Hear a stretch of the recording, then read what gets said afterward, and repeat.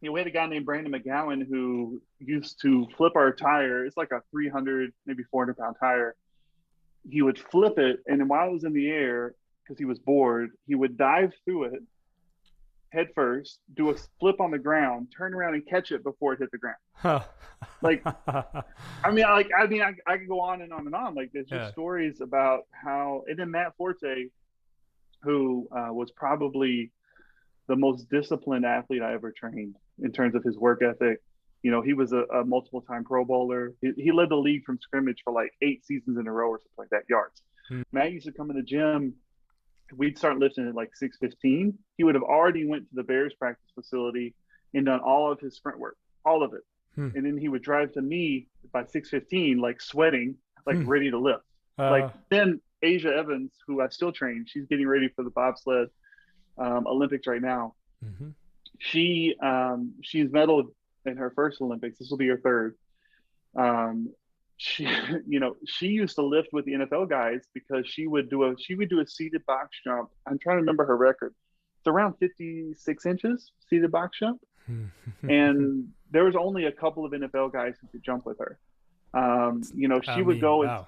Yeah. she would go box squat 405. You know, and she's like 160 pounds. No. Welcome to episode number 30. I am your host, Sebastian ENGSTROM, and today, Jacob Ross joins me. He is an elite level strength and conditioning coach. He is the co-founder of Smart Strenght, where they coach regular athletes up to elite level athletes and power lifters. Hit him up if you want to check out customized programming. Why you should listen to this episode? Well, Jacob is a powerhouse of knowledge. He has coached some of the best athletes out there, from the MLB to the NBA to the NFL. We go into his story and what is it really like to coach these top level athletes? What does it take to perform at such a high level? What are their habits? What are his habits? And this is just part one. We go into part two, deeper on training, deeper on nutrition. Enjoy this first part. And if this show is phenomenal in your eyes, even if you want to help the show out, if you're on Apple, scroll down, hit 5 stars. That helps us reach more people. This is a contributing message to the community. So that is a massive favor. Please do this. If you're on another platform, let's say Spotify, Google, whatever it is, hit subscribe, like, and or even hit up a review. Takes you 30 seconds, a minute at most. And this makes a massive difference. It's a good deed of the day, and I appreciate you for doing that. Thank you. And if you haven't checked it out, we have some phenomenal programs ourselves, calisthenics being the main one. And you can check out all the content on modernathlete.com. So we just switched the name to modernathlete.com. So modern with an E at the end. So modernathlete.com. And you can get the direct access to my coaching, the program that I'm doing, and all the tips and tricks that go into it, and a phenomenal community as well. See you on the other side and enjoy the conversation with Jacob. Jacob Ross, it's amazing to have you here, brother. Well, thank you for being here. Oh, happy to be here. Just had to get up same time I normally get up. Just And what is instead of that time? instead of um, it's gone back as I've gotten older. I'm usually up 5 a.m., 5:30 a.m., something Yeah. like that. And Yeah, for those back who in the don't know, day it was yeah, go ahead. well, back in the day it was 3:15 for a long time. Holy shit. Wow. We'll get into that right now for listeners who are tuning in. It's 6 a.m. Central Time. And Jacob, you're in Illinois, right outside of Chicago, right? Yep, far Yeah. west suburbs of Chicago. Okay. So before jumping into 315, Jacob, how would you introduce yourself? Like, who are you? What the hell do you do? And yeah. It's a complicated story, which makes for a good podcast. Okay. I would say if I met somebody today that I didn't know, I would say my most of my job was or has been an elite sports performance coach. I traditionally have worked with professional athletes, high level collegiate and high school athletes on sports performance. And then I also recently have co-founded a business with Tom Callis called Smart Strenght Official, and it's a customized online training platform.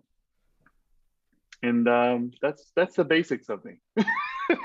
Everything else gets complicated. In short, how would you describe the complicated? What do you do outside of, like, who, like your father, your husband, right? Like what? Yeah. What else is Yeah, there so to I've you? been sure. Yeah, so I've been married 9 years to my wife Alicia. We have 3 kids. We have 2 daughters and a son. They are respectively 6, 5, and 1, but soon to be 7, 5, and 2. Um, I'm from Texas originally, born and raised on a farm. Grew up on like 80 something acres. There was only 4,000 people in my town, which I lived outside of, Hmm. um, and moved to Chicago around 11 years ago now, something like that. Um, and yeah, I play 3 instruments. I play at my local church in our church Oh, band. Uh, what do you play? I play drums, piano, and bass guitar Oh, decently. Not nice. great, but Yeah, decently. Good enough not to mess anything up. nice. Okay, that's awesome. So, where in Texas? Where are you from? Yeah, it's a town called Pittsburgh. There's no Mhm. H on the end of it. We don't do silent letters. So a lot of people think it's like Pittsburgh, Pennsylvania, but it's not. And we are famous in Pittsburgh for several things, actually. It's an incredibly famous place that you've never heard of, Huh. but it's very famous. We have world famous hot links. And if you don't Uh-huh. know what those are, you'll just have to look up Pittsburgh hot links. It's very difficult to explain. We had Pilgrim's Chicken, which at one point was the second largest poultry producer in the nation. Hmm. It was started in Pittsburgh, Texas, and we also were the first in flight. It was not the Wright brothers. It was the Ezekiel airship in Pittsburgh, Texas. You can uh, Google that as well if you're yeah. really interested. But we did it before the Wright brothers. Okay. So the main reason these are fascinating things, I think this will make for a great story. You are, especially in Tom's words, this guy knows more than anyone else when it comes to high performance and training top level athletes. Like you've trained some very cool people, everything from Olympians to NFL players, NBA players, like top level D1 players. It's across the board. There's secret sauce into it. So the secret sauce we'll get into, maybe that's sprinkled in, but let's start with the methodology. How did this all get started? We're talking about Texas ranch farm days. Yeah. Right. Yeah. So my dad is probably the person who got me most interested into strength and conditioning. Mm. He bought a Joe Weider set. Oh my gosh, it would have been back in the 60s, just a barbell set. And my whole life, he worked shift work in a power plant, 12-hour shifts, nights, days, didn't matter, swing, whatever. But I always remember he would work out before or after he would go to work, always. Didn't matter how late it was, how early it was, how much he had worked. He would always stop by the gym either before he went to on shift or after. And like I remember, being like a 9 or 10 year old, and sometimes my mom might have to go to the grocery store. She would drop my brother and I off at the gym and say, "Hey, just stay in the corner. Your dad's finishing up, and then he'll uh, bring you home." You know, yeah. and so that heavily influenced me just to be interested in strength and conditioning because some people don't see it. They just unless they play a sport, they just never see it. It was different for me. I saw it my whole life, and then of course I played sports. You're in Texas, you play football. Sure. I was a good football player. I got recruited to some big schools, but I had 7 concussions my Holy senior shit. year of high school football. So I decided Wait. So that hold on. You said 17 concussions is just seven seven. Okay, seven in is one season. in one season, Yeah. dude. Yep. It was I mean back then, concussions were like known. Um they weren't what they are now. It was Mm-hmm. kind of on the edge of they were figuring out it probably wasn't the best thing to do. One of mine was really bad. I was out, I don't know how long on the field, probably a minute or so. And, I had a headache for several weeks. And you just keep playing like in Texas, like back Sure. then. Yeah. We didn't even have a like a trainer of any kind. So like, the coaches would kind of run you to the sideline, do the smell and salt, and ask you some Jeez. really Yeah. basic questions like, what day is it? Well, in Texas, you only play on Friday night. That's it. So like, of course, it's Friday. Like, questions they want you to know the answer to, so that you can go play. I mean, it wasn't anything like, they weren't like scheming to get me out there. It's just like, as long as everything, isn't broken, then you just go out there and play. But they just started stacking up for me, and I think a lot of it for me too was I started playing varsity as a freshman in high school. Yeah. So I was 14 playing varsity football because I was just a bigger kid, and so I got hit a lot. And also we did all these stupid drills where you just line up and basically smash each other in the head. Right. Anyway, so yeah, and I had good numbers. I was strong back then. I was fast. I was squatting like 500 pounds. I ran like a 4.740. And then I graduated first in my high school class as well. No. And so, jeez. I mean, it's only 110 people in my class, but somebody's got to do it, right? So, usually that's not the combo, but yeah, 500 pounds, like that's unheard of for a high school student. Like what? I mean, but the thing that was different about me from a lot of other I would say kids was I was getting up even the hot links, that's it. No, I mean I was getting up at 6 a.m. in training before as soon as I turned 16, my parents bought me a Ford Bronco, and I got up, I would drive to the gym, I would lift, I would go to school, go to practice. We would do I thought the lifts in school were terrible. And then at night I would go to community college to take even more classes because it could just kind of help me get ahead or whatever. So I had a very like different understanding of the world as a high school athlete. I didn't drink. I never had a drink until I was 22 in my life. Didn't party. I just didn't care about any of that. Yeah. I would go to a bookstore, which people don't know what those are anymore, but and I would buy like training books. I didn't care what it was. Wow. Like Arnold's Encyclopedia of Modern Bodybuilding, Joe Weider's books. At the time, men's Men's Health was publishing books actually, and there's actually some really good books back then that Men's Health was publishing by strength conditioning coaches, not bodybuilders. And I would just read all this stuff because again, the internet was still in its early days. At that point, you could find stuff online, but there wasn't anything close to what it is now. You had to read, and so I would read and just train myself. And that's, I think, what helped me more than anything was just having a little bit more, knowledge and probably motivation than most kids. Yeah.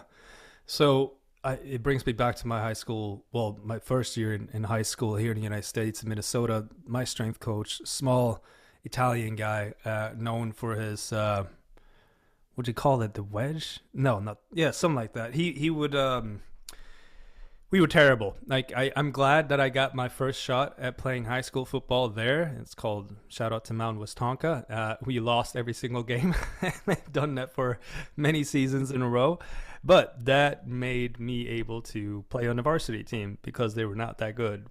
So his methodology was he gave me this his magazine, like you do one set, as many reps, or you should do a 10 rep max. And that's all you do. So yeah, I mean, we did circuit training, and we did and then he got me into this methodology, like, hey, you need to do the squat. Little did I know, because I started working out when I was 15, but I didn't start doing any necessarily leg lifts. There were compound lifts until I was maybe 19, 20. My Achilles tendons, my flexibility was awful. So, long story short, why I'm getting into that, it's fascinating to hear someone else getting it. I mean, I was not even close to the dedication or did read books and of that nature in that young of an age, but it's interesting to hear your story. Like, were there any people around you that did the same thing? No. It was just me. I had a really, really good friend who played football with me. But he was like, he would train with me, but he wasn't into it like I was. Like, he wasn't meet me at the gym at 6:30. He wasn't reading books. Like in the summer, absolutely lift with me. Like, we studied together, like, great friend. It's just, yeah, I was just a weird kid. I mean, back then too, in high school, at the cafeteria, they had they call it a snack line. So there's there's the meals that they gave you, and then there was like the snack line where if you had some cash, you could buy like chips, Sure. soda and whatever. And like, I remember, I think I was 17 and I stopped drinking soda. I was like, no, it's not good for me. Like, Huh. I'm like, what a weird little kid. Um, yeah, it's just strange. But to bring me back to how I got to where I am now, I turned down all those scholarship offers. I think I kind of grown to hate football in a way. I played basketball as well. It was actually my favorite sport to play. I wasn't Mm. as good at basketball, but it was my favorite sport to play. Um, Would you say, and one quick side note, did you eat as any other regular kid, or did you already tune in your diet early on? I was working on it, Yeah. like I said, like I remember when I stopped drinking, we call it Coke in Texas, like, and then Uh-huh. everything is a Coke. Like you Uh, say, you go to a restaurant, I want a Coke, and they say, okay, what kind? I want a Dr. Pepper. All right, cool. Like, that's just language. Up here, it's pop in the Midwest, but uh-huh. yeah, like I stopped drinking it. I stopped eating chips. Clearly, like I couldn't go to the grocery store and just buy whatever I wanted. But also in like small town Texas, the food just inherently, if you're eating at home, which back then, most people did, and we didn't have the restaurants anyway. I think I remember when we got McDonald's, it was like a big deal. Like it was like one Hmm. of three restaurants in the whole town. Oh, So okay. like home cooking down south is generally some sort of protein and vegetables. I Yeah. mean, it's cream of corn and green beans and we had about an acre and a half that we farmed for food on our land. So Hmm. my grandparents would go out and dig up fresh vegetables and stuff. So I mean, Nice. like just Wow. cutting out junk basically and eating kind of what was provided to me was not bad, not a bad Yeah. start. Yeah. Okay. Yeah. Continue, please. You were But saying with the no, scholarships and so forth with that you yeah, turned down. yeah. I just the colleges don't want you as much A when you're hurt, and then B, a lot of like TCU was one of the schools that was looking at me. They said, you could sit out a year, like redshirt, and then Hmm. play, which for sure I could have done. But because I finished first in Texas at the time, I don't know if it's still the case, you could go to any public school for free if you graduated first in your class in Texas high school. Wow. And TCU had already recruited me so hard, and even though they were a private school, they didn't want to kind of be left out of this in general, not just because of me, because of any person valedictorian. Yeah. So they would kind of do a price match scholarship thing on the academic side. Now I didn't cover all of TCU because it's an expensive place to go, which I didn't care anything about that. They had a really good exercise physiology program, which is what Hmm. I cared about, and between that, I ended up being an RA, so that helped pay for housing, Sure. whatever. And I decided to go to TCU, and I just got very lucky, very blessed at TCU to meet a guy named David Upton, who was had just started teaching. He had his PhD, but Dr. Upton did what I ended up doing, which was he trained professional athletes. He flew around the country. At one point in time, he was voted the number one trainer in America by USA Today in Mm-hmm. like 1991 or something. He had the magazine thing on his wall. He trained like Jane Fonda when she was doing those workout tapes, Mike Hmm. Singletary. He also um, had a time where he was helping Arthur Jones design Nautilus equipment in Florida, Yeah. like just crazy background. And he just kind of gotten older and said, I want to stay put and I want to, he had a PhD, I want to teach. And in Yeah. exercise phys, in the States, it's changed now, but back then it was very, very rare to find a college where you could study strength and conditioning. Back then, exercise phys was, it was, if you had some sort of strength training emphasis, it was Olympic lifting, or it was all like the standard cardiovascular intertwined medical stuff. So like let's look at endurance cycling or running or rowing in an environment chamber. How does this affect diabetes, and how does this affect muscle mass? Like Yeah. like it's just very endurance focused activity with a medical outcome. That's where most of the research was. Hmm. And it's very strange to have a professor come in and teach, you know, uh, gym design. That was a class, three, Huh. like college credit on Wow. gym design. Like we had a whole book. We went through code, like how do you lay it out, et cetera, et cetera. I went to the You know, wrong university. Damn, this is awesome. no, I mean it was amazing, and it's. I don't even think it's still there because he retired. And I'm sure no one picked that up because, you have to have the experience to teach it. Yeah. And that's something we can get into later, but there's not a lot of academic professionals who have enough real world experience to teach this as well. That's part of the problem. So anyway, just lucky, blessed to get to work with him. And I met a guy at TCU who used to play football there. He's a little bit older than me by a few years. He also coached on the Chicago Bears. He's wide receiver coach. His name was Andrew Hayes Stoker. And we just met playing basketball like in the summer. He would come back down to TCU because, he's from there. We had a really nice rec center that had just been built. So, everybody wanted to come use it. And I wasn't going to do strength conditioning at all. I graduated and I just said, I don't want to go work at like a normal gym. I despised the internship route that most, young adults were subject to at the time. Please, where you had to. Yes. Yeah, no, I mean, like at TCU, we had a really decently well-known strength conditioning coach. But the internship is like, you go in there, you sit down, you shut up, you work crazy hours, and it's just like grunt work. Like you're not part of the process. It's like observe and learn. And I just thought they were doing it wrong, A. I just didn't see the point in going and learning more about why I thought they were doing it incorrectly. So what was it that you saw that this is off? It was that old school Texas mentality. It was, basically powerlifting and then conditioning without purpose. That's essentially what it was. It was a mix of that. You would basically get as strong as you could in the summer. They would kind of culminate with this big, 1 rep squat night right before the season, and let's everybody break records. And they were terrible squats, people spotting and picking the bars up. Then the conditioning would say, well, what numbers make sense? Well, let's do 200 push-ups, 200 yards of sprints, and just this thematic, kind of like a CrossFit style. I was just gonna say, it sounds like CrossFit. Yeah, you just pick themes. Like there's no logic or anything behind it, and I just think that's really dumb for collegiate sports are just a small step away from professional. Especially for football. Like some of those professionals or those collegiate teams are probably worth more than some professional teams in terms of the actual value that they bring.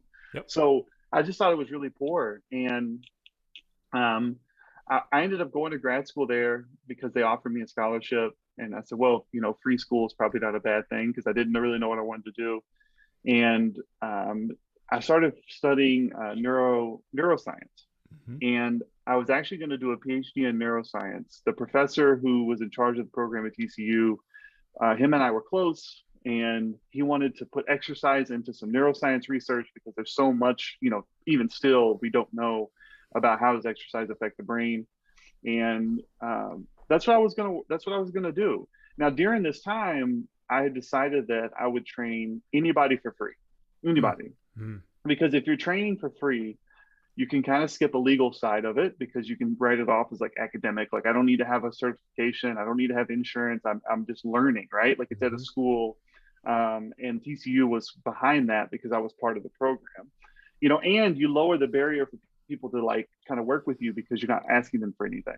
Yep. And I'm like, I'm in school anyway. So it's literally just my time, right? Like I'm taken care of. I have a place to live. It's literally just my time. So the word kind of got around that I would train anybody for free. And I trained a ton of athletes, athletes who just felt underserved. There's collegiate strength conditioning back then, there was maybe 3 or 4 coaches and there's, 90 or 100 athletes. I mean, there's going to be a couple of guys who just don't feel taken care of, right? Yeah. Same thing on the basketball team. We actually took over the women's strength and conditioning program. Our department ran it. We ran a longitudinal study on it because they were so unhappy with the strength conditioning they were getting. They were just getting an intern thrown at them. Oh, wow. And there was no sort of professionalism to it or whatever. We said, well, shoot, we'll do like blood work and, sleep studies, like all this cool stuff. And we actually helped them reduce their non-contact ACLs tremendously or whatever. Nice. But the point is that I spent a lot of time training people for free. And it wasn't just athletes. I trained regular, peers of mine. I trained professors. I trained some police officers who were on force there. And it wasn't like I was like in the gym like these set hours. It was like, hey, I heard that you're a great guy to take. Yeah, I'll take you through a workout. Let's do 2 or 3, 4 maybe. Got to get you, get you going. And some people I train on a regular basis. It just depended on the person. But yeah, so I got to our grads program was really tough for masters. You're supposed to graduate in 2 years. Our average graduation rate was like 3.9 because the guy who ran it, who I actually have a lot of respect for, but he just ran a really tough program. Your thesis, our average thesis length for people in our department was like 140 something pages, something like that. Like by Wow. like when you're in it, you don't understand it, but like when you start talking to other people, they're like, what the hell were you guys doing over there? Like it's like doctoral level research, right? And so I had finished all my coursework. I was going into the summer after my second year. I still had my lab work to do. So I had done my actual study. I had about a year's worth of lab work to do to graduate.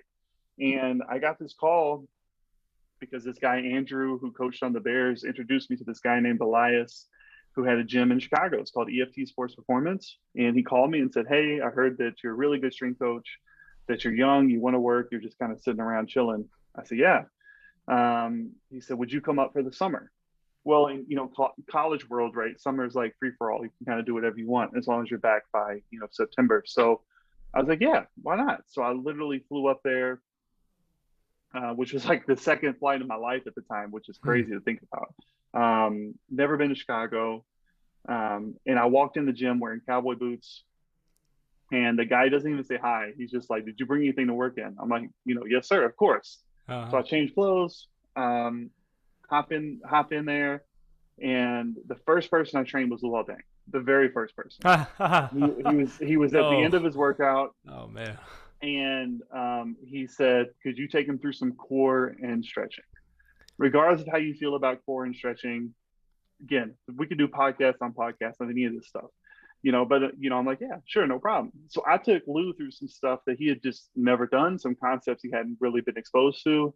And then I trained like 7 Division I college football players. Like 5 of them were Notre Dame starters.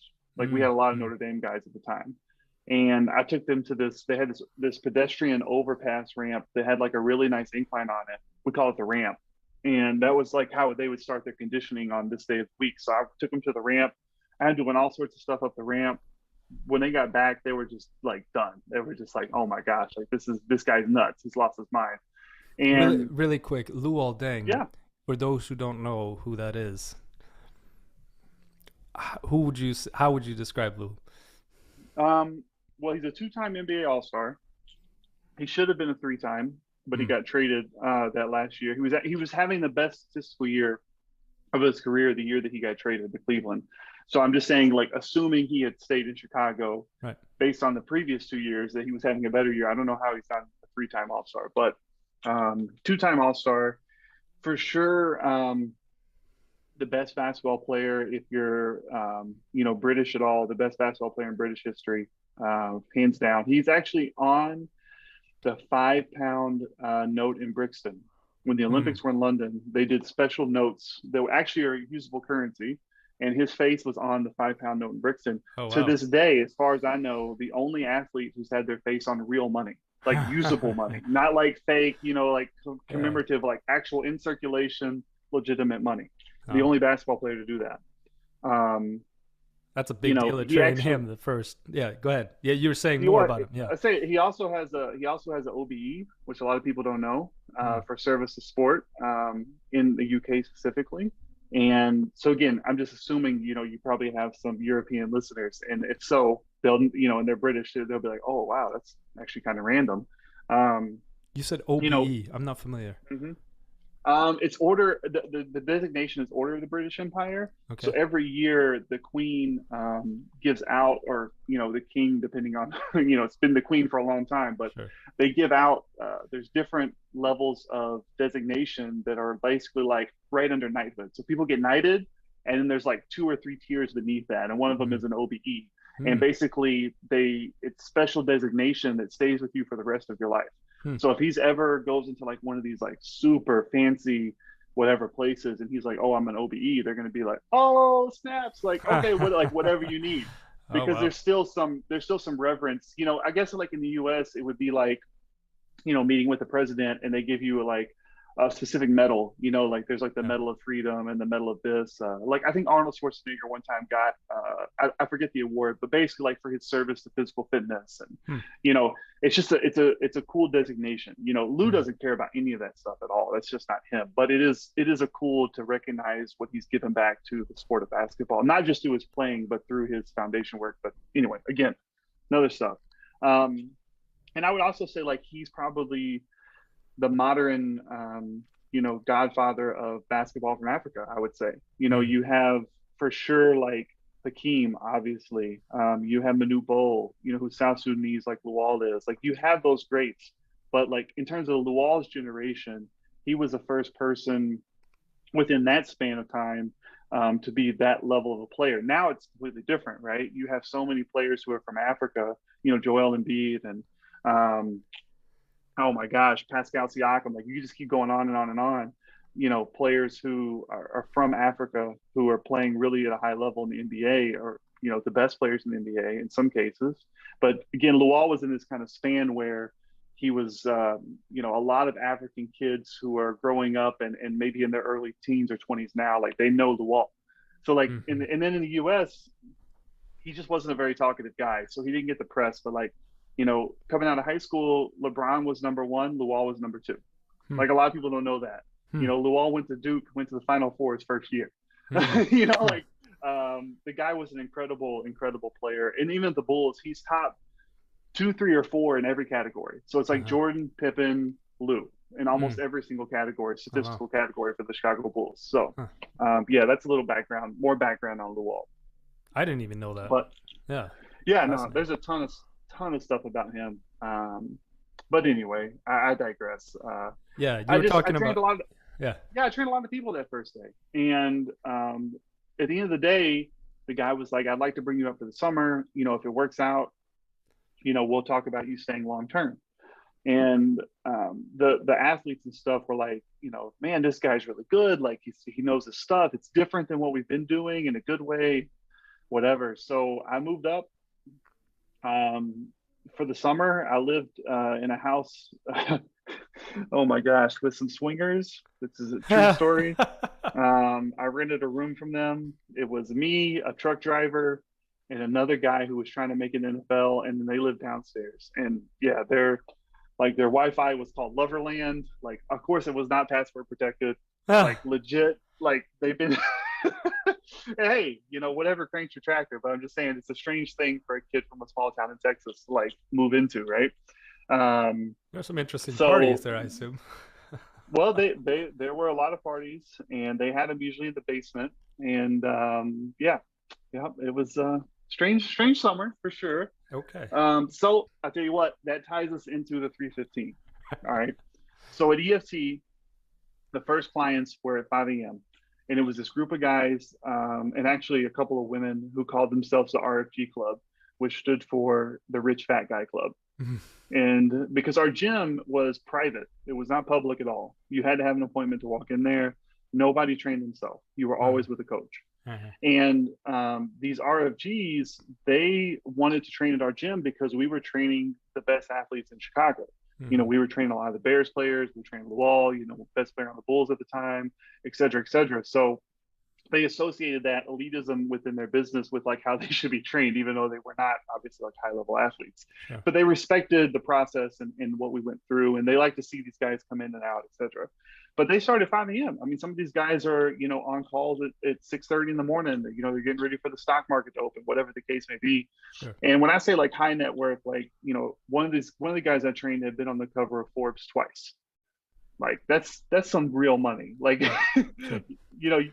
it's like, again, a small kid from Texas, like you think you know what money is, and then you start training professional athletes, and you're like, okay, they have some money. And then I start training these RFGs, and I'm like, wow, like, like $2 or $3 billion is very different than somebody who's making 15 million a year. Like it's a very different thing.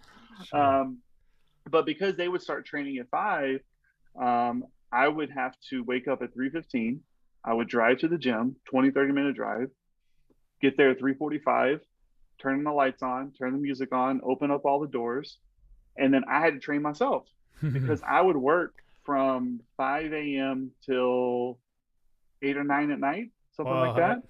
Wow. Because the schedule was RFGs 5 to 10 a.m., pros 10 a.m. to 2 p.m. You have like an hour break, and then at 3 p.m. high school kids would start coming in, and you train high school kids from 3 to 8, 3 to 9, depending on the time of year. And that's just the way that you had to run your business. And when you're 20, 23, whatever I was, 22, and you want to see if this is really what you want to do. I didn't move to Chicago to party. I didn't move to Chicago because I knew somebody. I moved to Chicago to see if this is really what I want to do or not. So in my mind, I'm like, what else do I have to do? If I'm sitting at home, I'm wasting time. I might as well work. And so there were some nights where I would sleep at the gym because if you just worked from, I got there at 3:45, it's 9:30, 10 o'clock at night. They got to be back at 3:45. What's the point? Right. Going back to the swinger house, like it's just, like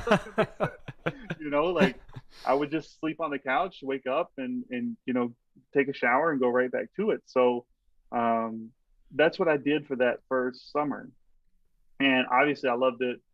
And I said, what's the point of finishing a master's degree for something I don't even want the degree for? The point of going to school was to do this. So I'm doing it. So I kept doing it. And that takes me back to, what we're talking about with the intern thing. If you go work for a collegiate team or a professional team, there's this whole ladder of internships and this and that other stuff. There, yes, I was like the new guy, but I was able to make an impact quickly because if you're in the private sector, if you're good at what you do, people notice, right? Athletes notice, clients notice, customers notice, and that you start getting requests to work with more and more and more. So by like maybe a year I had been there, a little over, I was promoted general manager. So I ran the whole gym. I did all the programming and did everything for it. Now, like, people, when I've told people this story before, they're like, man, that was like a big sacrifice. And I'm like, no, it wasn't. To sacrifice means that you're giving up something you'd rather be doing. There was literally nothing I would have rather been doing. So I can't call it a sacrifice. Like I can call it difficult for sure. Like I was tired, I worked my butt off, but it wasn't like sacrificial. That's a different thing. Like you and I both have kids now, right? Sure. So like when we go to work or we choose maybe to take on a project, there's some sacrifice there because you're like, like this is good for my family because I'm making money. It's a good business move, but I'm taking time away from something I'd rather be doing. Right. Like spending time with my family, my kids, like that's sacrifice. Like at that time, 22, 23, I mean, this was like a dream come true to me. I was working with the best athletes in the world at the time. I mean, I trained 8 NFL Pro Bowlers during my time there. I mean, how many people get to train 8 people who make it to the Pro Bowl? One of them was Devin Hester, who was named to the top 100 all-time NFL team last year. Top 100 all-time. I got to train that guy. As you kind of said at the beginning of the podcast, I got to work with a lot of high-level collegiate athletes. And at one point, I had somebody like in the track and field national championship, in the college football national championship, in the basketball Final Four, in the baseball World Series like all within the same year. Because once the gym kind of gets the name for being the place, and the Bears were really good at the time, and we trained a lot of those guys, that's where every high school kid wants to go. So like, it's cool that I got to do it, but I don't want to sit here and say, oh, my training magically transformed all these people. A big part of like your resume and training is doing a good enough job to get other elite athletes to want to come work with you too. Sure. So there's a difference between developing athletes and training athletes. Again, we could do another podcast on that. Real quick before moving into the next, what was your experience like overall, like training with these top level athletes? What stands out to you when you work with these athletes? Man, I wish Instagram was around back then. It was towards the end of my time there, because it would have blown people's minds what these athletes can do. I mean, Tommy Harris, who was a two-time Pro Bowler, defensive tackle, played at Oklahoma. He spent some time there. He used to do barbell lunges with 405 on his back, like down the third. Bruce Gaston, who by all means, and I love Bruce to death, was not a great NFL player. He barely a blip in the radar. He played for a couple seasons. Went to Purdue, but like Bruce used to come in the gym after a couple months off and just bench like 560 pounds, just like no problem, just like Devin Hester is one of the most athletic people I've ever seen. We did this drill where you would take a med ball and squeeze it in between your feet.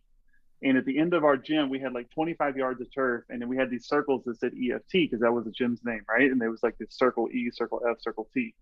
So he would stand like 20 yards out from the wall with like a 10-pound med ball squeezed in between his feet. And he would say, I'm going to jump, throw the med ball with my feet, and I'm going to put it in the middle of that E circle or the middle of that T circle or whatever circle he picked. And he could do it time after time. So think about this. Could you jump and throw a 10-pound medicine ball 20 yards? Like, could you actually do that? Period. Just could you do it with your feet only? And then second of all, could you do it precise enough to get it, 5 feet off the floor within a circle that's, I don't know, 3 feet wide or something like that? Like, sure. This is just a football player. He's not a soccer player. Like, this is insane. Yeah. We had a guy named Brandon McGowan who used to flip our tire. It's like a 300, maybe 400-pound tire. He would flip it, and then while it was in the air, because he was bored, he would dive through it head first, do a flip on the ground, turn around and catch it before it hit the ground. Like, I could go on and on and on. Like, there's just stories about how, and then Matt Forte, who was probably the most disciplined athlete I ever trained in terms of his work ethic. He was a multiple-time Pro Bowler. I think he should be considered for sure retirement for the Bears, maybe even, borderline Hall of Famer in terms of he led the league from scrimmage for like 8 seasons in a row or something like that, yards. But anyway, like Matt used to come in the gym. We'd start lifting at like 6:15. He would have already went to the Bears practice facility and done all of his sprint work, all of it. And then he would drive to me by 6:15, like sweating, like ready to lift. You just see some really, really cool stuff. And then Asia Evans, who I still train, she's getting ready for the bobsled Olympics right now. She's medaled in her first Olympics. This will be her third. She used to lift with the NFL guys because she would do a seated box jump. I'm trying to remember her record. It's around 56 inches seated box jump. And there was only a couple of NFL guys who could jump with her. She would go box squat 405, and she's like 160 pounds. No. You know what I mean? Like, yes, it's insane. Like, that's what people do not understand. And you said it when you said it about your story about Minnesota, right? Like when you came over to play basketball and you saw this kid do this crazy dunk and you're like, wow, like he's not even probably going to like barely make D1. Until you work with these athletes on a consistent basis, you don't understand the genetic differences between what somebody that good and like somebody like even like me. I would say like I was a really good athlete. I wasn't that level of an athlete. Now, had I not got hurt, could I have maybe played in the NFL or even had a good career? I think I could have, but I'm not that level. So like we talked about my squat. Okay, I squatted 500 pounds in high school. Well, Tom Callis, who also on this podcast, squatted 500 pounds in high school too. The difference is I was 220 pounds and Tom was like 140, right? Tom has always been squatting 4 times his body weight since he was in high school. 4 times. Yes. No, he didn't, at 14, 15, 16, it doesn't matter if you have the best training coach in the world. To squat 4 times your body weight is inherent. It's God-given. Yes. Right. And people, they just have a hard time getting that through their mind, that there's a humongous discrepancy between where somebody starts genetically. Now, that doesn't mean that it's not hard work. That doesn't mean that it's not a lot of discipline involved. I've seen so many guys who were so gifted genetically and they didn't put in the work and they didn't make it anywhere, like literally nowhere. It's a combination of the two where you get the really like long-term, like high level success. Even Luol, I would say, was not the most gifted athlete. I mean, he was strong. He wasn't crazy strong. He was fast. He wasn't crazy fast. He could jump. He's 6'9", but he wasn't like, putting his arm through the rim. But the guy was so consistent. I mean, we trained together, while he was playing for 10 years of his Mm-hmm. career together. Mm-hmm. I don't think we ever went longer than maybe 2 weeks without training in 10 Mm-hmm. years. Mm-hmm. Maybe 2 weeks. Like the guy was a machine. Mm-hmm. Every time, if we had to train, it didn't matter if they flew, because at NBA you fly at night. You don't fly during the day. People don't Mm-hmm. understand that either. You finish a game at 10:30. You shower. You do your press conference. You eat. They have food catered back there, and then you take your private bus to the private FBO. You get on your plane and fly because the NBA wants you there just in case there's a travel delay or whatever. So a lot of times, like these guys are landing at 2:30, 3 o'clock in the morning. Well, if Lou's got practice at 10 and he's going to eat breakfast, and he's going to get to the arena for practice, that means we're training at 7:30 or 8. Mm-hmm. He was up, ready to go. You know what I mean? Like Sure.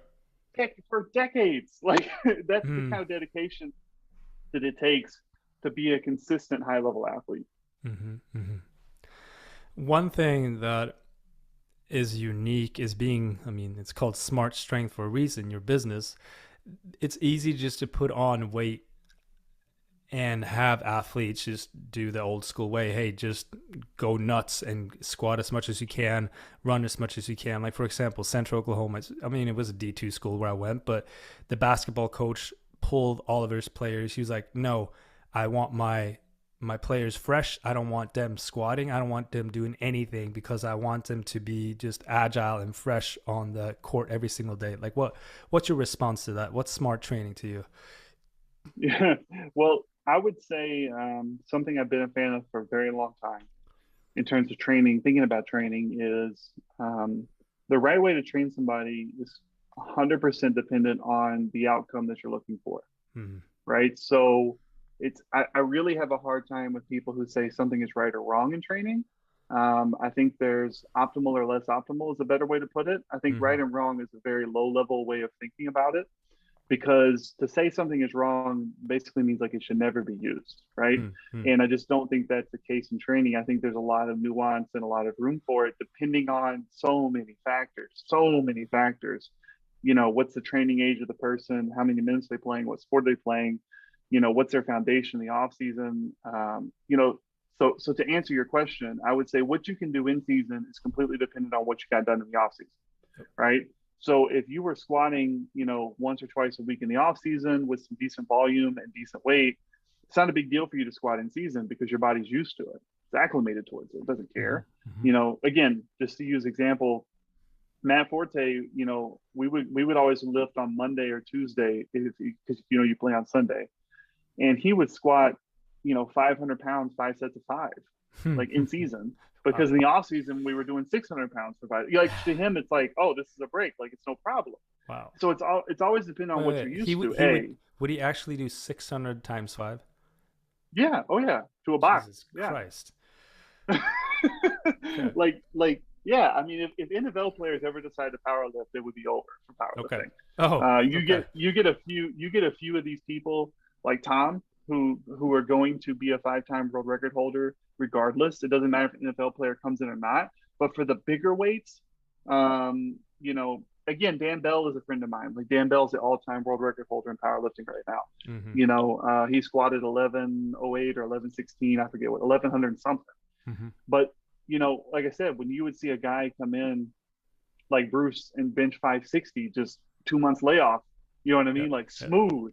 Holy crap! If that guy actually trained for it, like what could he bench? Yeah. Anyway, I digress again. But so like what you could do in season depending on what you get done off season. So like in season for you as a collegiate athlete, what your coach is saying, what I hear him saying is, I don't want my players so fatigued from their training, their lifting, that they can't perform on the court. That's how I interpret that. Right. Exactly. Now in his mind, he's associating squatting with that problem of fatigue on the court, which I would say is really dumb, because your muscles don't know what a squat is.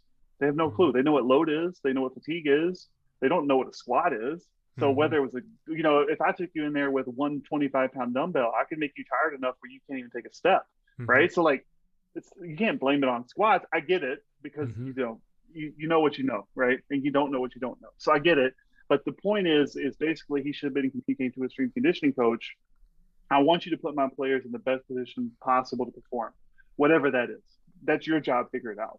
That would be the right way to say it. What Like Lou are and I, we trained. Well, I'll just say this: like Lou and I trained four times a week in season. We trained after games. mm-hmm.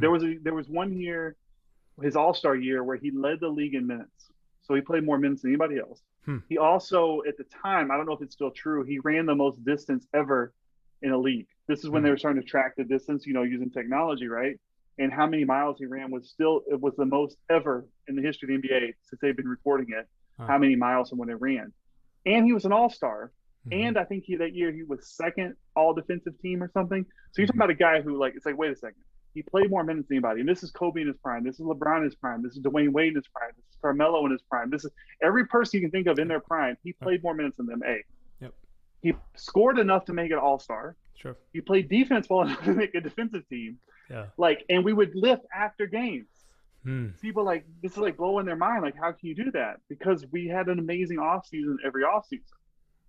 And the way that I thought about it was, if you lift after a game, now I get 2 nights of sleep, right? If I lift the next day, I only get 1 night of sleep to recover. And everybody knows that you recover the most when you sleep. So, I'm not talking about we were going to the gym doing crazy workouts, but if you're already played an entire game and you're warmed up, you're ready to go, you're not sleepy, like after an NBA game, holy smokes, your adrenaline is through the roof. So like, hey, let's go take 30, 40 minutes, do a lifting session and just be done with it. So you don't have to think about it. You can just sleep and recover. So anyway, you can train in season purely based on what you've got done in the off season, I would say 100%. What would a workout with such an intense schedule look like for Lou? It was pretty simple. It was a lot of single leg work, unilateral work, a lot of tempo work.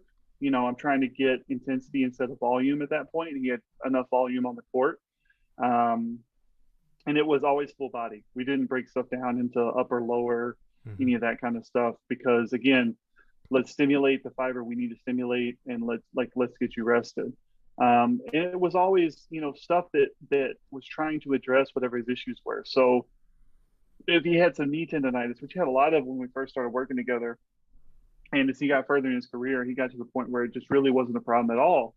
But we might do a Bulgarian split squat, a rear foot elevated split squat, depending on your terminology, where, yes, you're strengthening the glute on the leg that's forward, and the leg musculature in general, but the leg that's backwards, you're actually getting mobility work, right? Because you're getting a stretch on that back leg as you go down every time. So it's like, okay, how can we find exercises like that are kind of combining two things at the same time? Because again, I can't stack volume on volume and volume on volume on this guy. He just played an NBA game. Right. So how can I get the most bang for your buck? What are exercises that do more than one thing?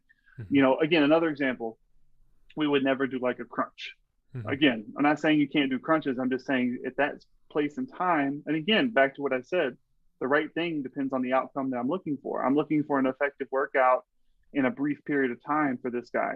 So I need to pick something that's going to be like, maybe a half Turkish get up, maybe a dumbbell windmill, something where we're getting core work, we're getting stability work in, but we're also getting some other musculature involved, maybe with some mobility work as well, so that we can, again, just maximize that time. Okay. So this is jumping back on the topic of your story. So you've been training these top level athletes, but eventually something shifted. Like now there's Smart Strenght. Where is the gap there, and how did that all come about? Yeah, I'm happy to talk about that too. So, I was at EFT. I forget how many years I was there, but you get to a point, even in the private world, where you're working all these hours and you don't own the business, right? Like I don't own it, so I can't pay myself more money, even though the business is doing well. While I was there, we started my first year there, we were doing like 400,000 in revenue. When I left, we were doing 1.8 million. Nice. And I would never ever sit here and say, oh, that was all me. I ran the gym during that time, and I think I hired the right staff, but it was for sure a team. But the point is like, if you're running the business and you're responsible for helping that success come along and help, kind of architect it, you get to a point where you're like, why am I doing this for this amount of money? You know what I mean?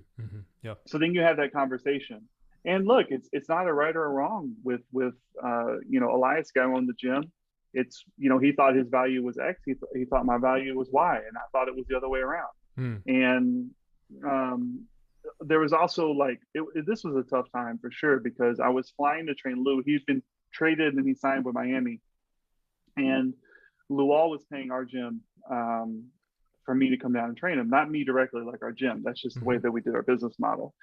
And there was a local high school, private high school, that wanted us to take over their strength conditioning, like our gym in general. But the boosters, which are the parents, they knew that I was like the guy.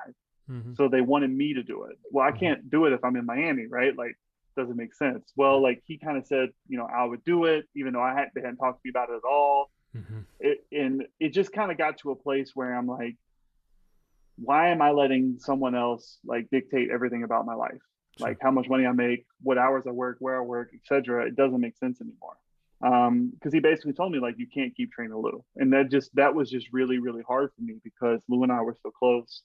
And I felt like Lou had helped build that business so much. I mean, he had done such a good job, as a pro player.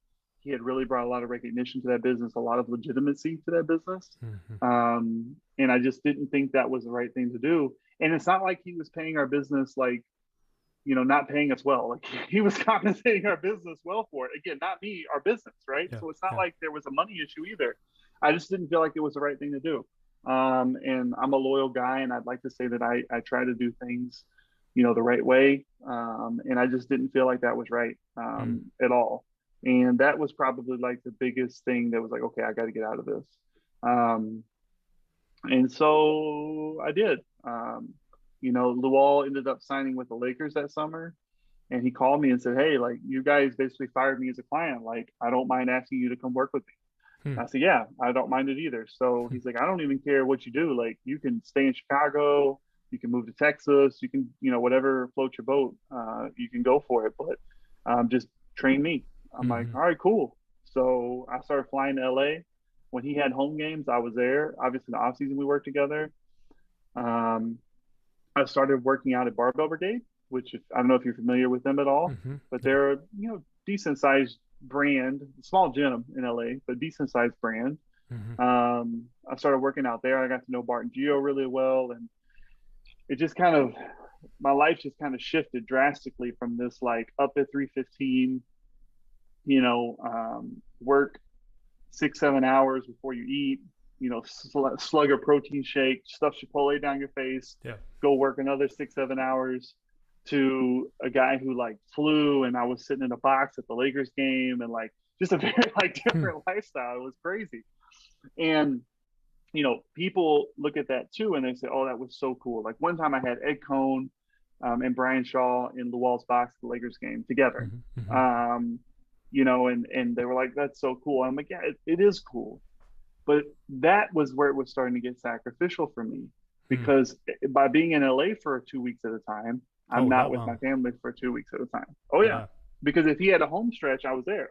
Yeah. I just wouldn't travel with him on the road because it didn't make sense. They're flying private. Right. I physically can't keep up unless you're flying private. Like the math just doesn't work out.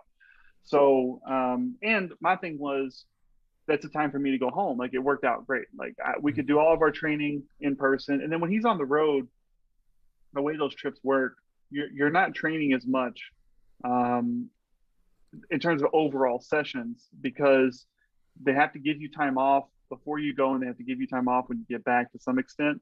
So like I could basically, like, we would train right before he left and right when he got back. So it basically would decrease that window, like while he was quote unquote gone, that we actually needed to train. But anyway, that was tough. Like, so people are like, yeah, it's cool that you got to go do that. I'm like, yeah, but I'm not with my family. Like, I love Lou. Oh my gosh, I love him. Like, he is a brother to me. But that's not your kids. You know what I mean? Like, that's not your wife. Right. I'm going to these games, and I live 5 minutes from the beach, and like all this stuff. It's like, it's cool, but it's not your family. And the thing that you can never, ever, ever replace is your family. Right. And it doesn't matter what you do and where you go and how much money you make and all that stuff. But what pushed through it for me was I knew that there was an expiration date on it.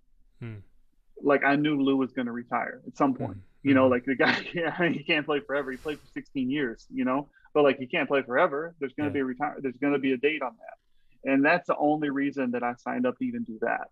If Lual would have been 21 and he had, a couple of years in the league and we had met, even if we were still great friends, I don't think I could have signed up for that because the life over time just gets really, really, really, I mean, lonely probably is the best way to put it. Yeah. Like even Lual and him and I being close, I mean, the guy's playing. It's not like we're hanging out all day. Right. Like he's a professional athlete. He's at the arena, he's doing this, he's doing that. Like there's just a lot of alone time. And I wouldn't trade it for anything. I mean, don't get me wrong, I don't regret it. It's just, it's not as easy and glamorous, I think, as people think. For sure. Yeah. And then eventually you worked with him until he retired. And Smart Strenght, how did that transition happen? Yeah. So, Lou retired. He was in LA, and there's a whole nother podcast we could do about LA and what happened in basketball wise there. But he ended up going to Minnesota for a year. And so I lived in Minneapolis for a year with Lou. Nice. And that was my Minnesota experience, which I enjoyed quite a bit, actually. I would drive because from where I live in Chicago, it's like a 4-hour drive. Sure. And so people are like, oh, why don't you just fly? I'm like, well, it's 40 minutes to the airport. You got to get there an hour early, an hour flight. Like you start adding it up at the same time. If you drive, you can just leave whenever you want. So I would drive, and then he retired. And Lou knew he always wanted to continue to work with me in some capacity. We just weren't sure how or what we were going to do. And then COVID hit. So he retired. His retirement party with the Bulls was October or November of 2019. I don't remember which one. Well, so let me take a step back. And then in January, I went to the LA Fit Expo. Barbell Brigade had me out. And our son was born in January 3rd. I went out there like January 17th or something like that. And I almost died. I had a pericardial effusion, which if you don't know what that is, I'll save you the Google. Basically, your heart gets inflamed. You have fluid that builds up in between your heart and the pericardium, which is a sheath of tissue that surrounds your heart that keeps it from rubbing up against your lungs as it beats. That tissue is designed to hold, millimeters of space, millimeters of fluid. If it gets swollen and fluid builds up, that tissue is really thick. It's not designed to expand that much. So the more fluid that builds up in there, you get two things that happen to you. One is your heart is literally being choked from the fluid, like it can't properly beat. So that's a problem. And the other problem is your chest cavity doesn't have a lot of room. And as I said, the purpose of the tissue is to keep it from rubbing up against the lungs. So as it starts to expand, now my lungs can't move. And so both of my lungs were collapsed. Neither one was inflated. And they pulled 1.5 liters of fluid off my heart. So, from your heart. Well, for the Americans who don't know liters that well, think about a smart water bottle. 1.5 of those was pulled off of my heart. The first time. That's not all of it. That's just the first time. That's nuts. And the other thing about that particular condition is you don't really know what happened. It's not like a heart attack where it like hits you. It's like a slow process, right? The fluid has to build up slowly and then it starts pushing on everything. And you just like, I felt uncomfortable. I had some shoulder pain. I couldn't quite breathe right, but it wasn't like overnight. It was slowly. And like we had just had our third child. So I'm thinking, like the nights are different. You're not sleeping a lot. Like I'm just tired. Like I felt like in hindsight, it makes sense. And then I flew out there for this expo and Barbell wanted me there and I loved them so much. I wanted to do a good job for them. I felt terrible. Like every night they were like, do you want to go to dinner? And I'm like, I just need to sleep. Like I didn't know. I didn't understand what's going on with me. And I filmed this YouTube video with Bart, the owner, co-owner of Barbell. And as I was filming the video, I couldn't even bend over to pick up a weight. Like I physically couldn't do it. A friend of mine at the gym, Stan, I was like, hey, this sounds really strange, but like, would you mind picking up that weight for me? I physically can't do it. And the other crazy thing is on that same trip, I walked out and pause squatted 647 in reps. The very same trip, which is so dumb. Like in hindsight, like it's so dumb. Like I felt terrible, but I felt like, hey, they flew me all the way out here. Like I need to do something, like that's just a dumb athlete mentality. But anyway, So I filmed that YouTube video, and then Bart was like, dude, I think you need to go to the doctor. And I'm like, I thought it was nerve pain because of the intense amount of pain in my shoulder. I thought I pinched a nerve, like Mm. lifting heavy, something like that. Well, so we were going to go see this like really good chiropractor who like works on all these people in LA. And on the way there, I couldn't drive. I was starting to be able not to breathe. Mm. I really couldn't speak. And every bump we would hit, and we were riding his Tesla, like super nice car, like every Mm. bump we would hit, it felt like somebody was like just stabbing me like in the shoulder, every little bump. Mm. And I'm like, I think we need to go to the hospital. He's like, I agree. So Bart took me to the hospital. And I think there's something in your mind, like once you decide that you're messed up, your mind like lets you feel it actually. Have you ever Yeah. experienced that? Sure. Yeah. Like you get hurt. Here's a better analogy. You're on a road trip, you have to go to the bathroom, and you're like, you put it off, put it off, put it off. And then you see like there's a perfect gas station.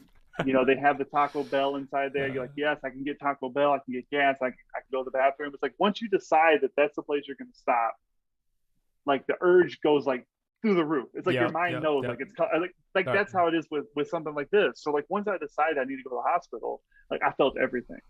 So like when I got there, they had to get a wheelchair for me. I couldn't walk. They pushed me, like pushing me every bump. Like seriously, it felt like I was dying. Mm. And you were so dumb. We get in the hospital and they're like, you know, um, I'm like, oh, it's a nerve thing. Yeah, I can't breathe. I'm like, it's a nerve thing. They're like, chill out, buddy. And they go into a CAT scan and they're like, we got to do surgery right now. You're about to die. Yeah. And so the surgery, thank goodness, wasn't like crazy. They didn't have to like cut open my chest or anything. They just run a catheter. They were going to go through my abs, but I had too much muscle. They couldn't go through my abs. So they had to go through my ribs, and I was awake for it all. Whoa. Yeah, it was strange. It was strange because they had a monitor next to my bed, and again, I couldn't breathe hardly. Like literally, I was like, and I'm watching it, and the doctor goes in through my ribs, and he's watching it as the other doctors holding the ultrasound or whatever it was so that they could see, and I see it go to like the edge of my heart, and his needle stops like so close from my heart. It's crazy. Jeez. Like crazy, the precision. Uh-huh. And then he takes like a big like turkey baster, like a big syringe, and he hooks it to this catheter he had just done, and he really slowly starts pulling, and you see this like reddish, whitish fluid like just shoot through that too. Like as soon as he hit the spot and started to get a little backwards pressure, like and he just pulled it out, poured it in the bag, pulled it out, poured it in the bag, like, kept going. And every time he would fill up a syringe, I could breathe better and better and better and better. Yeah. And when we got done with it, it's on my Instagram if you scroll way back. He pulled 1.5 liters of fluid off of me. And the doctor said, I've never seen somebody survive that much fluid. Never. Wow. My entire year. And he was an older guy. He's like, I've never seen it. He said, you were probably a day away from dying, I would guess. He's like, even with as strong as you are and all that, he's like, that's the only reason you survived is because of your strength. Like the shape that you're in, how strong you are, your lungs, your heart, like that's the only reason you survived. He said, but even with that, another day, I don't think you would have made it. So, and then keep in mind, my wife is back home with our son who's 2 weeks old, 3 weeks old? Yeah. Our other 2 kids. She can't come see me because what are you going to do with the baby? Babies can't go into I was in the ICU. Babies can't go in the ICU. Right. It was just crazy. It was crazy. And they said I'd be in the hospital for 2 weeks. I was out in 2 days. And again, I just attribute it to just being in shape. I've lifted for 21 years in a row now. And just being in shape, your body recovers so much faster. And I stayed at my friend Bart and Gio's house for a few days. They didn't want me to fly right away. They wanted to make sure I was okay. And then I flew back home. So that would have been like early February. And then we got shut down, a month later for COVID? Right? Like, it's you can't make this stuff up. So, I almost died. COVID hits. Do you know the reason behind it? Like why the inflamed heart? They ran every test under the sun that they had available to them. They tested me for some like random fungus that appears in the Midwest, and like maybe it was that. Like nothing came back. And the only thing they can say is that sometimes it happens to people, perfectly healthy people, They said it's rare, but it does happen. It wasn't like, it's not like, they'd never seen it before. And they said sometimes even like a cold, if the right virus particle gets stuck in that particular area and, your immune system attacks it, like that little bit of inflammation, because there's not a lot of space, can cause more inflammation and it just kind of Mm. grows. And they said, if you maybe had been sleeping, like, again, we just had a new baby, like maybe your body would just thawed into it and been done, but for some reason in you it accumulated to that point. So they never knew. They never knew. And how has it been since that surgery? I didn't lift. It's the longest break I've taken since I was 14. I didn't lift for 6 weeks. I think I probably could have at 4 weeks, to be honest, but I'm like, when you almost die, you just want to listen to your doctors, even if they don't quite know everything about lifting, and that's fine. I just wasn't in a hurry. And actually, that brings us to Smart Strenght. So when I was in the hospital, Tom had competed at the hybrid powerlifting meet in Florida while I was in the hospital. Mm. And I don't know what he tore in his knee, and he tore his pec in the same meet. He was squatting 816 or something like that, tore something in his knee. He's like, screw it, I'm going to finish a meet. Went to bench, 407, whatever the kilogram is, tore his pec. He still deadlifted 650, which is crazy. And so by the time I get back to Illinois, he's back and he's limping around. He can't do anything. And I said, Tom, I'm not a physical therapist, but I trained enough NFL players that they're always hurt, beat up, something like, if you're not going to go get treated, which he wasn't going to, because the treatment options are this: you go and get x-rayed, nothing's broken. Okay, you go get an MRI, something's torn. If it's attached, right, like not fully detached muscles, then they're not going to do anything. They're going to send you on your way, right? If your hamstring is detached, clearly they're going to go in and reattach it. But from what I could tell and what he could tell, everything was attached. Like even his pec, which was really bad tear, it wasn't completely detached. So what are you going to do? The doctor's just going to send you to physical therapy. I'm like, if that's the ultimate outcome anyway, let me take you through some stuff. And we had trained together some at that point, but we hadn't, like, he was still kind of doing his own thing. And I took him through a lot of the rehab stuff that I used to do with my NFL players. And he started getting better. And then we started talking about training and theory and why did you end up in this situation, right? Like, some powerlifters say like, oh, it's just the nature of the sport. And for sure, when you're lifting that heavy of weight, stuff happens. But I think there's a lot that you can do to avoid if it's different from like normal powerlifting, mentality. And we just started talking about it, and he started getting better. And the things that we're talking about made sense to him. And he was sharing his powerlifting experience with me and like things that he thought, and like, that made sense to me. And then COVID hit, everybody's stuck at home. Tom had a garage gym, which was what we trained out of. And then I started building one. And we said, you know what? We always get asked to be trained for people to train us. I'm just sitting at home anyway. Let's do it the right way. We did not want to do spreadsheets. I thought that was a really crappy way to train people online. So we found this app where you could kind of like, they do all the hosting, right? They do the platform, they do all the stuff that I don't know how to do. But you can still put your label on it. You can upload your own videos. Like as far as your client is concerned, outside of the actual app name, everything else is you. And I'm like, that's perfect solution for us. We just pay them a fee, whatever. And that's when we started Smart Strenght, because Tom was like, he was tired of, basically like literally like not being able to walk out of meets, right? And I was tired of people providing online training without like great ways of doing it and great tools of doing it. And we just kind of said, well, if that's the case, then we need to be the solution, right? We just don't need to sit and complain about it. We need to be the solution. So we started Smart Strenght. And I think it would have been April of 2020. So right after, but all these things had to happen for us to get to that point where it made sense. If COVID hadn't happened, I don't think either one of us would have took a step back and had the time to figure it out, right? If Tom wouldn't have ripped his knee and his pec off, I don't think he would have been as like willing to like, hey, let's figure this out together. If I wouldn't have had my heart stuff, I wouldn't have stopped traveling, probably even during COVID, to be honest. But I couldn't travel because of my heart stuff for like 3 months, what the doctor said. And then on top of the pandemic. So all these things kind of wrap together for us to start Smart Strenght. And, it's doing well. We want to keep growing it for sure, but we've really been able to help people in a lot of different ways, not just in powerlifting. We've been able to help people who had back pain for, 8 or 9 years and they never gotten out of it. And now they're pain free. I had one guy who couldn't lift his arm past his ear in terms of his shoulder mobility. He's like in his 50s. And now he's doing full dumbbell overhead press, like everything, right? Like squatting with a bar behind his back, which I don't care if he does that or not, but he wanted to do it. So, okay, let's train for it then. So it's fulfilling a lot of things for us, and that we're actually able to really legitimately help people. And that was a big deal for us. We didn't want to just, take somebody's money and like send them on their way, so to speak. Like we really wanted to legitimately make a difference in people's lives. And we've been able to do that so far. Nice. And your part of the company is it coaching online? Is it coaching in person? Maybe a combination?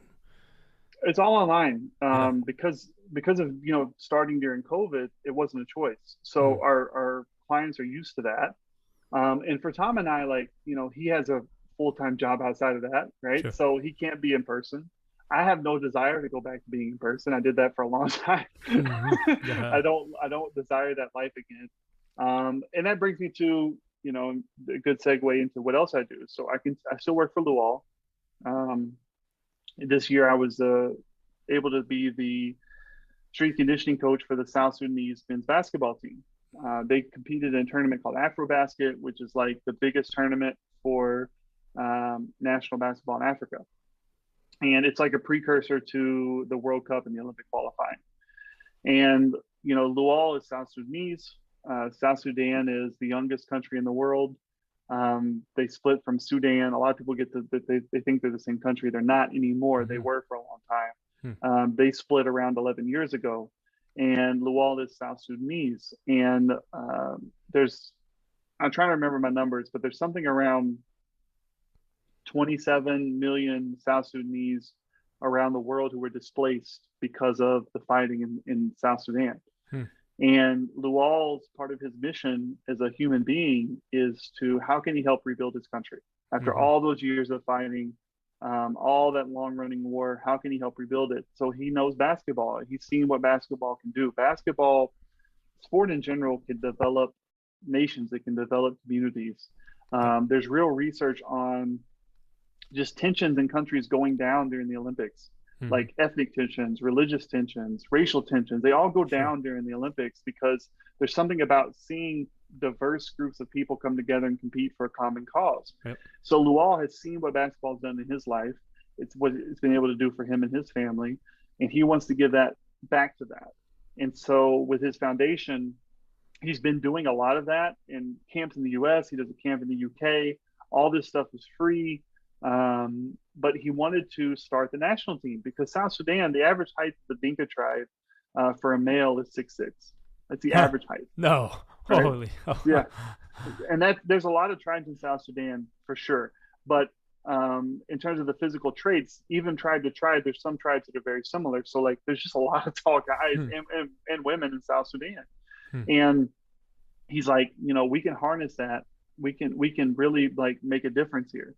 So he funded the national team. That's very rare, like, right? Like your government's supposed to fund it. Well, the government's so new in South Sudan, they don't have all their stuff together yet. It's hard for them to do it. So Luol's like, fine, I'll fund it. I don't care. And we competed in AfroBasket. And the team, basically the team was started a year ago, and we finished 5th in the whole country. Nice. Wow. the whole continent, right? And so if you know your Africa geography, there's 54 countries. So for us to finish 5th, only being a year in, is pretty big deal. Oh, for sure. And had that been an Olympic qualifying tournament, we'd be qualified for we'd be an alternate. No, I think 5 teams go from Africa, so I think we would have actually barely snuck in, which is amazing. Yeah. So that's one of the things that I will continue to do, is serve in that capacity. I also am going to continue to help Lou with his foundation and that mission. And there's a lot of things that I do during the day over here, where I'm working with other nonprofit partners that we have. I'm trying to get things sorted out so that we can continue to do more work in South Sudan. And that's a really hard job description to like give a lot of detail on, because it's so random and it's so like different. But basically, because I've known Luol for so long, He needs somebody that he can trust and somebody that understands the dynamics and what's going on. And me with a big team of other people, I'm a very small part in that, very small Hmm. part, but I'm able to do my part to continue to help with that. So I kind of do a hodgepodge of things at this point, but it makes for interesting days, and I'm very grateful for it. Wow. If you look at yourself 10 years from now, what do you think advice would be that the person 10 years from now would give you? See yourself in 10 years. 10 years from now, Yeah. or 10 years like to myself 10 years ago Yeah. So Jacob 10 years from now, what would he tell you? from now? Holy smokes. Man, Jacob 10 years from now, I hope he would tell me to do an even better job of locking in time with my family, Hmm. being intentional about that, being focused about that. It's really easy when your business is online. Even the work I do with the wall, the vast majority of it's online, remote. It's really easy to get in this cycle of like needing to be on your phone, checking this email, responding to this person. Hmm. But that's always a choice, right? Like there's to some extent there is set rules, but it's always a choice because you could choose to schedule your day in such a way that people know that you just, hey, I'm not available during this time, right? So I would hope that that's something I would tell myself, and that I would hope that that's something that I've grown in even more so. I think I've done an okay job, but I haven't done a great job. I would also hopefully tell myself to continue to invest in things that really matter. Like Smart Strength is cool for me because we're helping people solve specific problems, and it brings me a lot of joy. I love training those pro athletes. I loved it. It was so much fun. They're such good people. But at the end of the day, you're helping somebody who makes a lot of money just make more money. Hmm. And not that there's anything wrong with that, but there's something different about when I was in Rwanda for that tournament with South Sudan, and when we won, the crowd who was able to be there, who was actually South Sudanese, like they were crying, like tears down Hmm. their face, like crying, Hmm. because for their country, they had never seen a national team win. They had never seen people from different tribes play together. They had never seen or had something really to be proud of in that way. Hmm. And to play a small role in helping that happen is huge. And like some of the stuff that Lual is doing that people don't even know about in South Sudan, schools, hospitals, surgeries for people, like a lot of this stuff sounds like very canned and like, oh, that's what every like, that's what every like NGO does or public charity. And it's like the difference is that the wall isn't waiting for someone else to come along and do it. He's doing it. There's been times where drought or famine has hit an area and they need food. The wall isn't calling the freaking UN and this and that. He goes and gets a shipping container, fills it with food, ships it to his family. They put it on a truck and they've literally dug it out of the mud to get it to help people. Hmm. Like to being able to facilitate a person like Lual who has that much passion and that much empathy and humanity to be able to help facilitate what he's trying to do. And again, a small part in it, just to play that role, it's very gratifying. And I'm grateful to be in that position. And so like I would hope 10 years from now, I've looked back and seen myself grow in that area. Like I Hmm. would love to, I always want to be involved in training.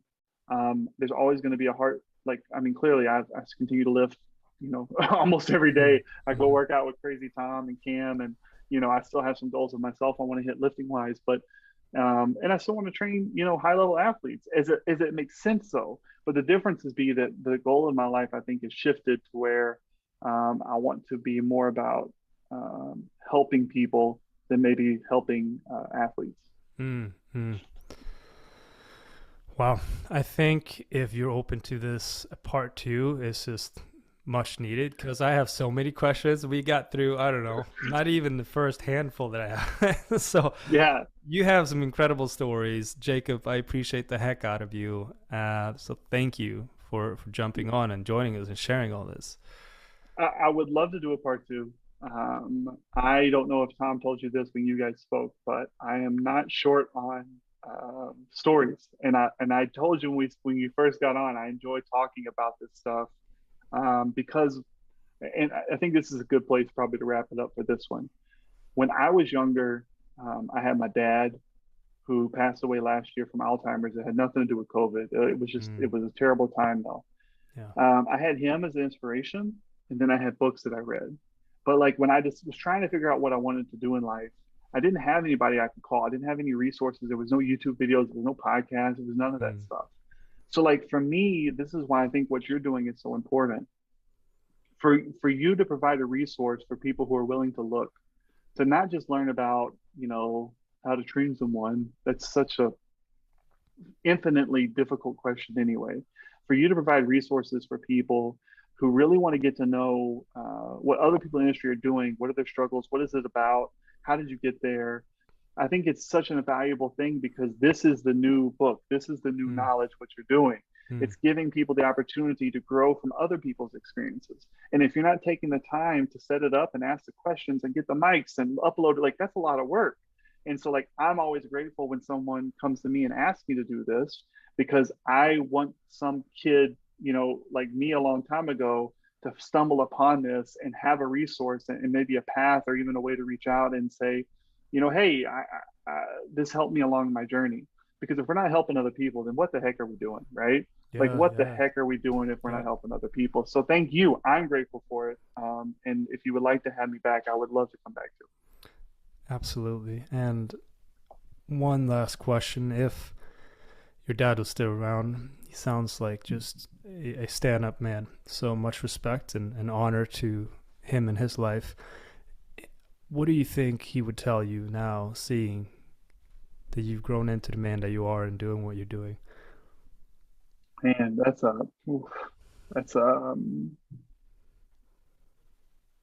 I would, at his funeral, I said that I hope that I grow up to be like him, Hmm. even though I was 34 at Hmm. his funeral.